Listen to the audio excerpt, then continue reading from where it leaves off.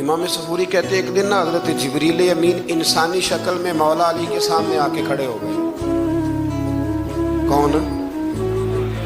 حضرت جبرائیل علیہ السلام۔ حضرت جبریل امین کھڑے ہوئے انسانی شکل میں، تو کہنے لگے علی یہ بتائیے کہ جبریل اس وقت کہاں ہے؟ انسانی شکل میں مولا علی سے پوچھتے ہیں۔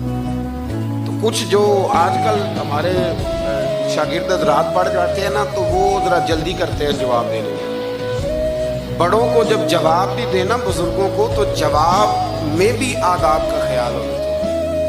اگر آپ کو سوال آتا بھی ہو تو پھر بھی اس میں آداب کا خیال آپ رکھیں گے۔ آپ فٹافٹ نہیں کہہ دیں گے کہ جناب یہ اس کا جواب ہے، یہ معنی ہے، فوراً نہیں آپ کہہ دیں گے، آپ اس میں بھی آداب کا خیال کریں گے۔ حضرت جبریل امین نے جب کہا نا کہ بتائیے جبریل کہاں ہے، تو حضرت علی فوراً بھی کہہ سکتے تھے آپ ہی تو ہے جبریل، یہ فٹافٹ کہہ سکتے تھے، اسی وقت ساری بات ختم ہو جاتی۔ لیکن بزرگوں سے بات کرنے کے کچھ آداب ہوتے ہیں، کچھ طور طریقے ہوتے ہیں جو اللہ ماشاءاللہ آج کل لوگوں میں نظر نہیں آتے۔ کچھ طور طریقے ہیں، کچھ سلیقے ہیں، کچھ جو ہیں وہ اس کے خاص نقطہ نظر ہے، اس کو سمجھنا چاہیے۔ حضرت مولا علی شیر خدا رضی اللہ تعالیٰ عنہ سے جب پوچھا نا کہ جبریل امین کہاں ہے اس وقت، تو حضرت علی نے پہلے اوپر دیکھا، پھر نیچے دیکھا، پھر دائیں دیکھا، پھر بائیں دیکھا، پھر آگے دیکھا، پھر پیچھے دیکھا۔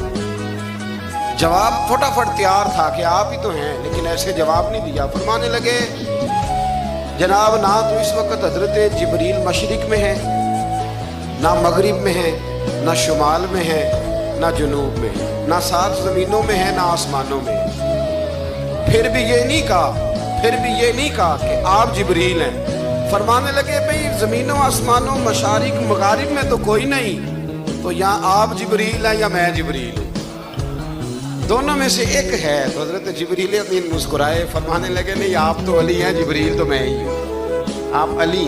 لیکن نا بہت سارے لوگ سوال کا جواب دیتے ہیں پر وہ آداب کو ملحوظ خاطر نہیں رکھتے۔ نبی پاک علیہ السلام نے ایک دن نماز 4 رکعتوں کی تھی، تو حضور نے 2 پہ سلام پھیر دیا، تو صحابہ سے پوچھا میں نے کتنی پڑھی ہے؟ عرض کرنے لگے یا رسول اللہ زیادہ پتا تو آپ کو ہی ہے، پر ہمیں لگتا ہے کہ آپ نے 2 پڑھائی۔ یہاں ایسے کرتا ہے کوئی؟ سوال ہی نہیں پیدا ہوتا۔ یعنی 1 منٹ سے پہلے امام غزالی ایک درویش کے مرید ہو گئے تھے، تو بہت بڑے عالم تھے۔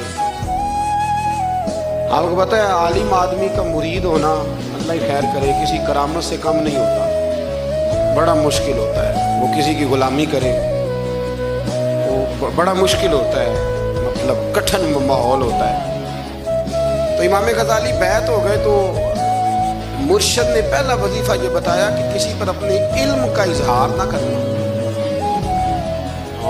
اپنے علم کا اظہار، آپ اس کو آسان وظیفہ سمجھتے ہیں؟ یعنی علم ہو بھی تو بندہ اظہار نہ کرے، بد ہضمی ہو جاتی ہے، بد ہضمی ہو جاتی ہے، نیند نہیں آتی۔ 2-4 لفظ جو بندہ پڑھ کے آتا ہے نا، اس کو تو نیند نہیں آتی کہ میں پڑھا لکھا ہوں تو میں بتاؤں نا۔ تو حضرت علی شیر خدا کرم اللہ تعالیٰ وجہ الکریم کے وہ آداب سے مجھے یہ بات یاد آئی کہ امام غزالی کے شیخ نے کہا علم کا اظہار نہ کرنا یہ پہلا وظیفہ ہے۔ شیخ شہاب الدین سہروردی کہتے ہیں مجھے میرے ماموں حضور غوث پاک کے پاس لے گئے تھے، تو جاتے ہوئے میرے رستے میں خیال آ رہا تھا میں الحمدللہ خود پڑھا لکھا ہوں، کہ جب انہوں نے جا کے پیش کیا نا غوث پاک کی بارگاہ میں کچھ دیں، تو حضور غوث اعظم فرمانے لگے بھرے ہوئے پیالے میں کیا ڈالوں، کہ پہلے ہی فول ہے، کوئی گنجائش ہی نہیں۔ تو فرماتے ہیں پھر میں اگلی دفعہ گیا تو غرور علم کو توڑ کے گیا، پھر میں غوث اعظم کی بارگاہ میں بیٹھا تو اللہ تبارک و تعالیٰ نے پھر مجھے جھولی بھر کے خیرات عطا فرمائی۔ یاد ہے؟ تو کہتے ہیں انہوں نے کہا کہ اظہار نہیں کرنا علم کا۔ تو بس ایک دن بیٹھے بیٹھے نا ایک بندہ مسئلہ پوچھنے آیا، انہوں نے بزرگوں سے مسئلہ پوچھا، میرے مرشد سے، امام غزالی کہتے ہیں میرے پیر سے مسئلہ پوچھا، تو وہ کہنے لگے بھئی مجھے نہیں اس سوال کا جواب آتا۔ حضرت صاحب نے کہہ دیا مجھے نہیں آتا۔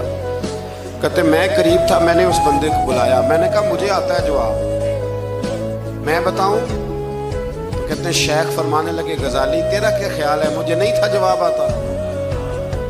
یہ تو تجھے آزمانے کے لیے انکار، تیری ابھی میں نہیں نہ گئی تو کوئی نہیں میاں، پھر ابھی تو رستے میں ہی رہے گا۔ فٹافٹ لوگ کہتے ہیں ہم ایسی لاکھوں کتابیں قابل ضبطی سمجھتے ہیں جن کو پڑھ کے بیٹے باپ کو خبتی سمجھتے ہیں۔